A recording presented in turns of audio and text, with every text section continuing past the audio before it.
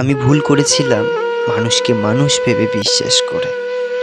যার জন্য এত কিছু করা, সেই একদিন বলল আমি তো কিছুই চাইনি। হয়তো সে সত্যি কিছু চাইনি রে, কিন্তু আমি কোনো কিছুর তো হিসেব রাখিনি। আমি শুধু ভেবেছিলাম পাশে থাকলে হয়তো সেও পাশে থাকবে। আজ বুঝি মানুষ বদলে যায় না, মানুষ শুধু সময় অনুযায়ী তার মুখোশটা পাল্টায়। এখন আর কাউকে বিশ্বাস করতে পারি না জানো। বিশ্বাস করতে কেমন যেন ভয় হয় এখন, কারণ বিশ্বাস করলেই তো দোষটা আবার নিজের হয়ে যায়। না, মানুষকে নিয়ে কোনো অভিযোগ, কোনো অভিমান নেই আমার জানো।